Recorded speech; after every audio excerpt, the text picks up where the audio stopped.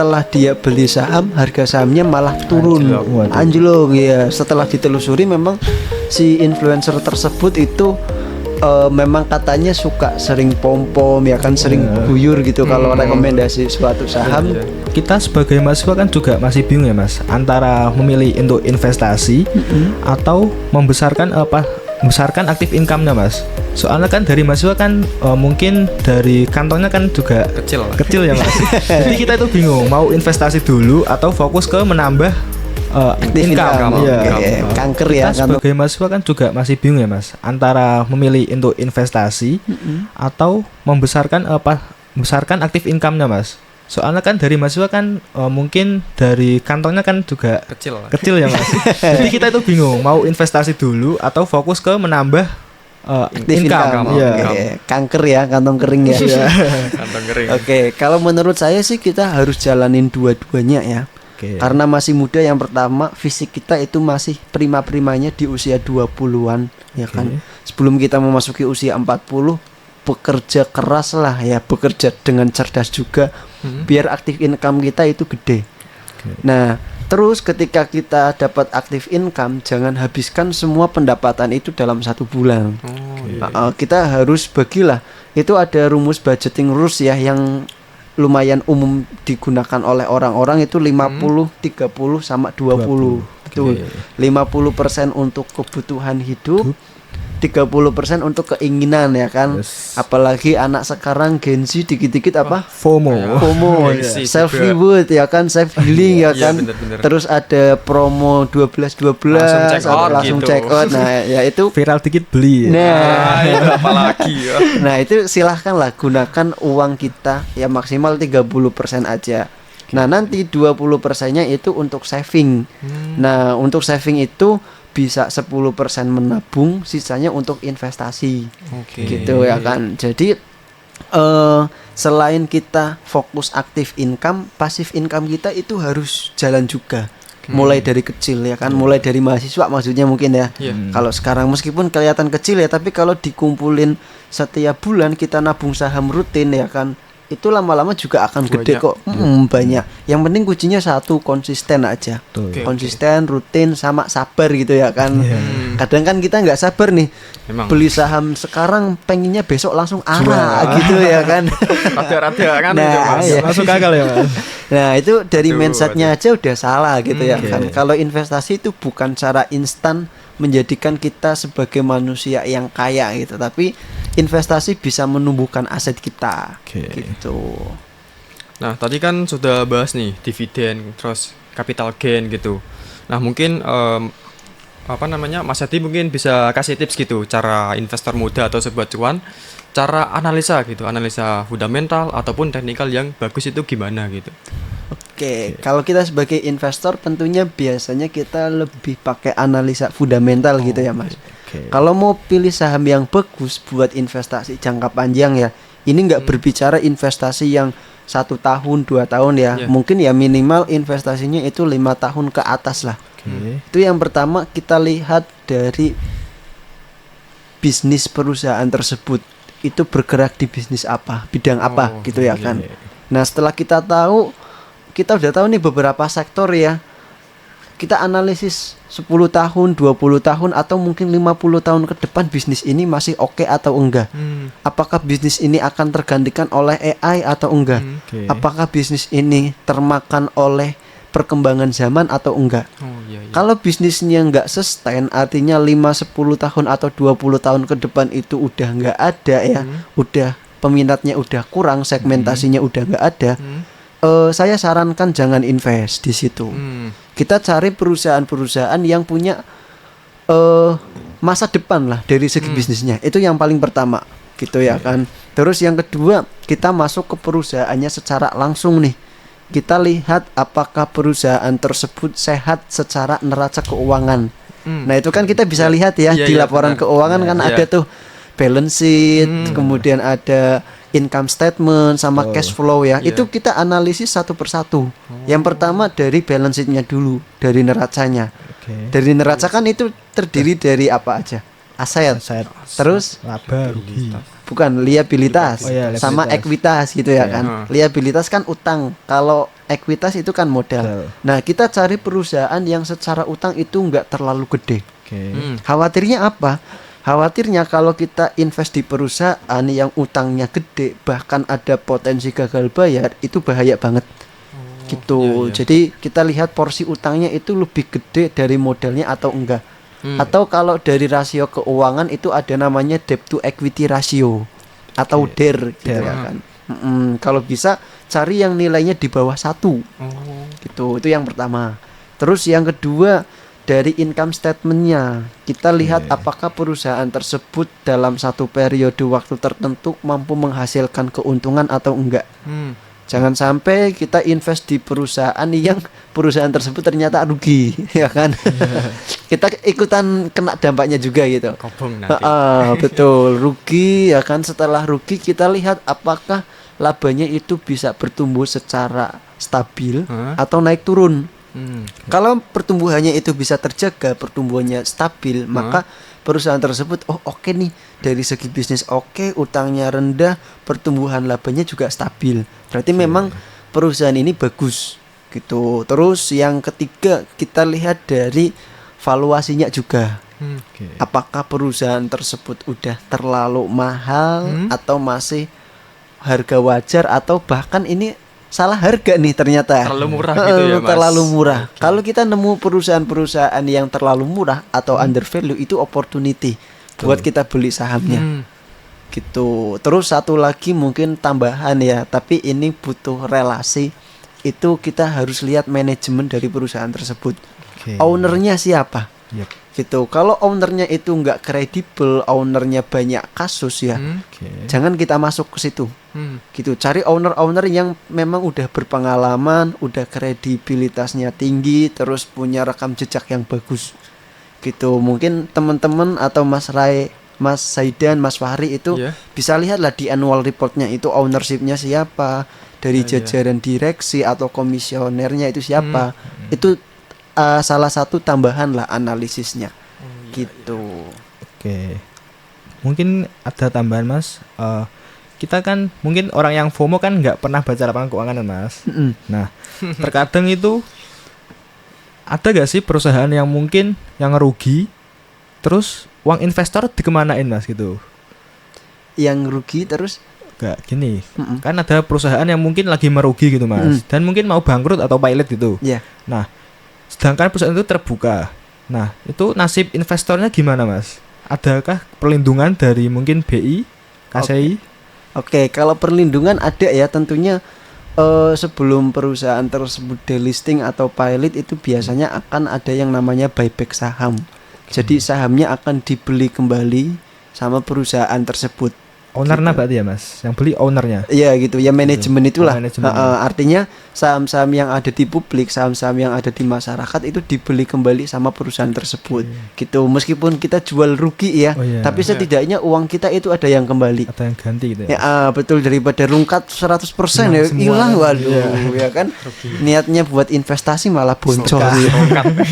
Iya gitu. Jadi ada buyback, itu perlindungannya. Gitu. Terus kalau di bursa efek itu kan kita punya yang namanya SIPF ya.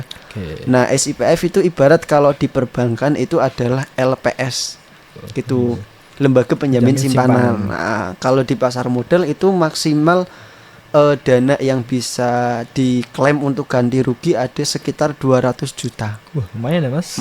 Gede, tapi ada beberapa kriterianya ya. Kalau kita mau klaim ganti rugi, misal kita harga sahamnya turun ya, beli saham harga sahamnya turun, mau klaim ganti rugi itu nggak bisa.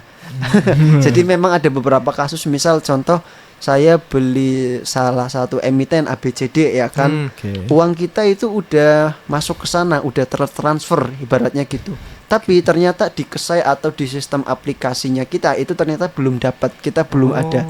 Nah itu kita bisa lapor, kita bisa usut lah, ini uang saya udah keluar ya, udah transfer gitu, tapi kok di sistemnya KESAI atau sistem aplikasinya nggak ada. Nah itu bisa ada alurnya tersendiri buat kita lapor. Gitu. Nanti kalau memang benar-benar nggak bisa diperbaiki atau maintenance gitu ya, itu nanti akan diganti rugi. Maksimal tadi 200 juta. Gitu. Tapi kalau mungkin human error ya, itu mungkin ya secara sistem nanti akan diupdate lagi di aplikasi atau di kesainya. Oke. Biasanya kan bagi investor pemula nih Mas, mereka kan suka bingung nih. Bagaimana sih? Gimana ya? Kayak investasi itu harus kayak mantengin chart terus gitu tiap hari. Biasanya kan gambarannya mereka kan begitu sih. Iya. Nah, mungkin Mas Hadi sendiri ada gak sih tantangan tersendiri di pasar modal? Apa kita harus mantengin chart terus kalau investasi gitu? Oke. Kalau kita mau jadi investor pastinya ya seperti kata Pak Lokeng Hong, kita beli saham, kita tinggal tidur. Tapi memang butuh kesabaran ya. Jangka waktu yang lama baru bisa memetik hasilnya, baru bisa kita panen. Berbeda dengan seorang trader. Kalau kita trader di pasar modal ya, apalagi seorang yang tiap hari trading gitu ya kan, itu memang tiap hari harus mantau pergerakan harga sahamnya itu gimana. Cuma kan kalau trader itu lebih selain mantau pergerakan harga setiap saat, itu keuntungannya biasanya tipis-tipis ya. Kalau trader harian scalper misal itu biasanya 2%, 3% itu udah taking profit. Tapi kalau investor itu dalam 1 tahun atau 2 tahun itu bisa bigger 100% atau bahkan ribuan persen itu bisa. Swing gitu ya Mas. Investor jangka panjang gitu. Kalau swing kan mungkin beberapa bulan aja biasanya gitu ya kan. Kalau jangka panjang, apalagi perusahaan tersebut mungkin ada corporate action ya, kayak right issue atau apapun, akuisisi gitu ya kan, itu kan biasanya harga sahamnya naik. Iya, ratusan atau ribuan persen gitu ya kan. Kalau kita udah tahu duluan fundamentalnya memang bagus ya kan buat invest ya, kita tinggal beli, tinggal tidur aja. Cuannya udah bergulung-gulung gitu ya kan, gede. Betul. Tapi memang untuk tantangannya itu sih rata-rata orang sekarang itu nggak suka baca.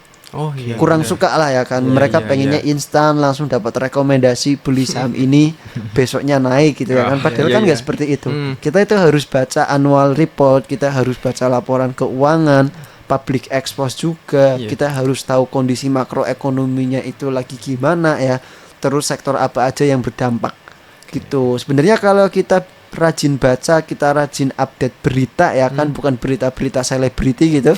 Bukan gosip ya Mas. Nah iya, bukan gosip, bukan lambe boleh tapi negara. Tentang ekonomi suatu negara. BPS rilis ekonomi tumbuh 5%. Nah itu digosipin boleh. Dianalisis misal, ini kok bisa 5% ya, padahal kemarin konsensusnya itu di bawah 5% semua. Nah itu ditelusuri, diskusikan, itu boleh ya kan. Nah itu juga yang perlu kita lakukan ya, dan perlu kita sosialisasikan kepada para investor biar mereka nggak ketipu gitu loh. Mereka harus tahu, mereka perlu update ya kan, berita perkembangan terkini terkait mungkin BI rate ya kan, dan lain sebagainya itu harus tahu. Jadi mereka nggak buta, nggak beli kucing dalam karung gitu. Spekulasi ya Mas. Kadang nggak gitu, bahaya itu. Oke, mungkin pertanyaan selanjutnya, mungkin sektor apa sih Mas yang menarik di kondisi ekonomi yang mungkin lagi melemah dan banyak konflik juga kan, banyak perang, konflik dagang, trade war. Nah mungkin sektor apa yang menarik Mas? Apakah mungkin perbankan masih menarik? Oke, bicara sektor ya. Kalau kita lihat mulai dari akhir tahun 2024, tepatnya ketika Donald Trump itu menjabat sebagai presiden Amerika, itu kan langsung trade war 2.0 tuh. Dikit-dikit tarif negara ini, tarif negara Indonesia ini, kena, Mas. termasuk Indonesia. Bahkan Indonesia sampai mau kayak ibaratnya mohon-mohon gitu lah kan, ngemis gitu Mas. Sampai ke sana. Dalam tanda kutip lah ya. Biar tarifnya turun ya kan. Nah, alhamdulillah diturunkan jadi 19%. Nah, itu kan muncul ketegangan geopolitik juga ya. Akibatnya ketidakpastian itu sangat tinggi. Nah, kalau ketidakpastian sangat tinggi, maka sektor yang akan manggung biasanya adalah sektor emas. Gitu. Kita bisa perhatikan ketika COVID-19 kemarin ya, itu kan terjadi krisis, ketidakpastian, itu harga emas naik tinggi loh. Tapi setelah kondisi ekonominya pulih, harga emas stabil lagi. Ya sideways lah ya, turun tapi nggak terlalu dalam. Terus tahun 2024 akhir sama 2025 awal itu kan konflik lagi nih. Mulai ribut mulai itu naik lagi. Bahkan orang-orang pada FOMO kan, beli emas gitu. Kalau saya nggak beli emasnya, Loh, saya beli sahamnya. Oh, Nah, iya. Pilihan bijak. Nah betul. Kalau saya beli emasnya setelah harganya naik tinggi, itu harga emasnya malah turun. Kemarin sempat ke 2 juta ya emas Antam ya. Sekarang udah berapa? 1,7 atau 1,8. Udah turun 8 pokoknya. atau 9 kan. Nah, ya itu kan udah turun. Udah Artinya turun. kita tuh kalau FOMO kayak gitu. Tapi kalau kita udah tahu ya, oh ini harga emas naik, otomatis kan akan berdampak sama emiten-emiten yang punya produksi emas atau distribusi emas gitu ya kan. Nah, kita bacalah, kita komparasikan emiten-emiten yang ada di sektor emas tersebut. Kita pilih salah satu saham terbaik untuk kita investasikan. Gitu. Itu yang pertama. Terus yang kedua, kemarin ada perang ya antara Iran sama Israel. Iya. Nah, Iran sama Israel perangnya meskipun nggak lama, tapi sektor minyak itu sempat mendidih. Iya. Wah, sempat naik ya. Iya. Kurang lebih 1 bulan. Karena yang dibom kilang minyaknya ya, Mas. Betul. Dan salah satu jalur perdagangan minyak dunia itu ada di Selat Hormuz. Oke. Nah, itu masuk wilayah Iran. Kalau misal Iran memblokade wilayah tersebut, maka harga minyak dunia akan naik gitu. Nah, makanya kemarin beberapa emiten minyak ya, kayak mungkin kita sebut emiten lah, Medco ya kan, Elsa itu sempat mengalami kenaikan. Tapi setelah perangnya reda, setelah gencatan senjata itu turun. Gitu. Berarti sektor emas sama sektor minyak tahun 2025 udah manggung dan udah selesai. Nah, ini yang masih manggung itu ada sektor CPO. Oh, sawit. Iya, Sawit, Oh, betul. iya. Nah, Indonesia kan menjadi salah satu negara dengan penghasil minyak sawit ya terbesar di dunia. Oh, Gitu ya kan. iya. Nah, dengan adanya kenaikan harga CPO secara global, permintaannya juga mengalami kenaikan ya. Otomatis beberapa emiten-emitennya juga terdampak. Gitu. Ya sebut aja misal kayak TAPG ya kan, SIMP, Ali, terus yang baru kemarin ramai itu BWPT gitu ya kan. Nah, kemarin ya, Mas. LSIP juga. Nah, itu beberapa emiten-emiten CPO yang memang kena dampak positif dari kenaikan harga CPO-nya. Tapi karena harga sahamnya udah naik tinggi ya, kita jangan FOMO. Gitu. Harusnya kita masuk ketika harga sahamnya masih rendah. Gitu. Terus ada sektor yang cukup menarik lagi ya, terkait kemarin ada penurunan BI rate. Nah, itu pastinya sektor properti. Oh iya. Beberapa emiten-emiten di sektor properti memang sudah mengalami penurunan dari tahun kemarin ya, udah bottom. Terus kalau tak lihat beberapa chartnya itu udah mulai rebound. Gitu. Artinya sentimen BI rate diturunkan, kemudian masih ada stimulus dari pemerintah ya, itu ada potongan pajak kalau nggak salah ya, itu bagi sektor-sektor properti lah, itu cukup berpengaruh sih, cukup berdampak sama sektor-sektor properti. Gitu. Untuk emitennya mungkin kayak BSDE lah ya kan, CTRA, Pakuwon, Sumarekon, terus yang Asri juga itu ya lumayan lah, harga sahamnya udah mulai rebound. Gitu. Artinya properti memang belum rally banget ya. Kalau kita mau masuk, kita bisa beberapa pertimbangkan saham-saham tersebut. Gitu. Terus sektor apa tadi? Perbankan ya? Perbankan. Nah, kalau perbankan memang masih kurang itulah ya, kurang bergairah.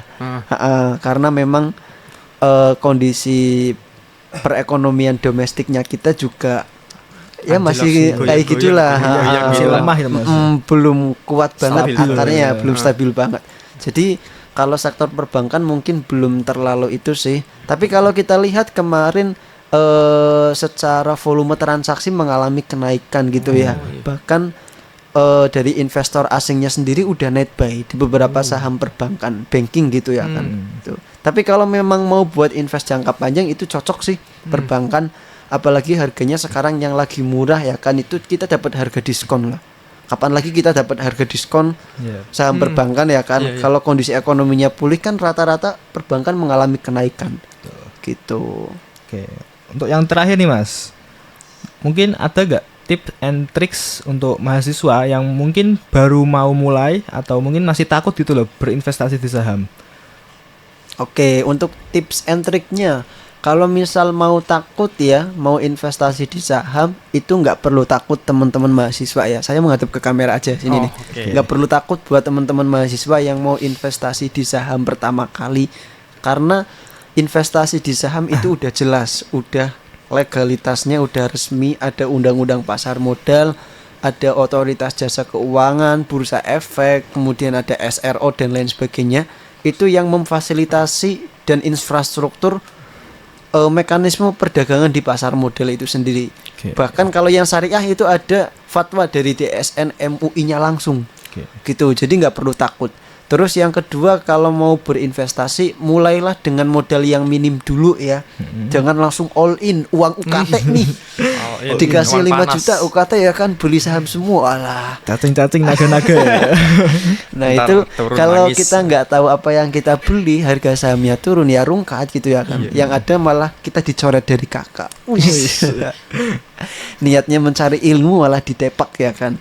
Gitu. Jadi bisa mulai dengan modal yang minim, karena ada kok perusahaan di Bursa Efek Indonesia yang harga sahamnya masih murah tapi perusahaan tersebut itu secara fundamental oke-oke aja.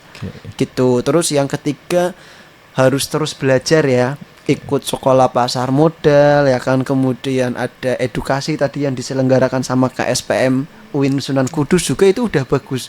Mahasiswa harusnya tuh ikut ya, karena edukasi tersebut tuh gratis, nggak bayar sama sekali. Gitu. Terus yang ketiga, harus punya trading plan atau investing plan lah. Jadi sebelum kita berinvestasi atau trading itu kita punya planning, kira-kira arahnya mau kemana. Jangan sampai kita udah beli saham, harganya naik atau harganya turun, kita nggak tahu ini mau jual atau enggak ya kan gitu kan. Rata-rata gitu. Jadi mungkin itu tips and trick. Sama satu lagi, jangan FOMO gitu ya. Kalau ada yang ngasih rekomendasi, kita harus analisis ulang kembali. Kira-kira ini rekomendasinya bener nggak sih? Kira-kira ini cocok nggak sama stylenya saya? Gitu. Karena investasi itu nggak setiap orang itu punya prinsipnya masing-masing, punya stylenya masing-masing. Gitu Mas Fahri.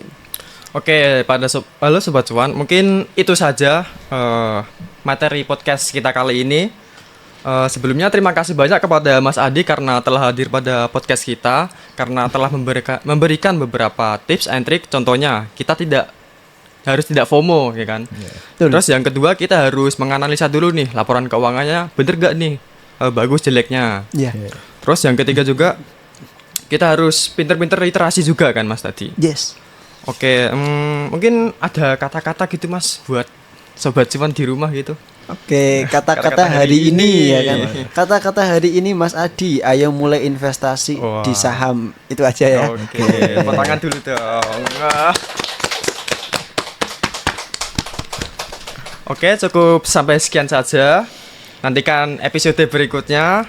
Terima kasih telah menyaksikan podcast kami. Akhir kata, wassalamualaikum warahmatullahi wabarakatuh. Waalaikumsalam warahmatullahi wabarakatuh. KSPM YN Kudus. Cuan, cuan, cuan.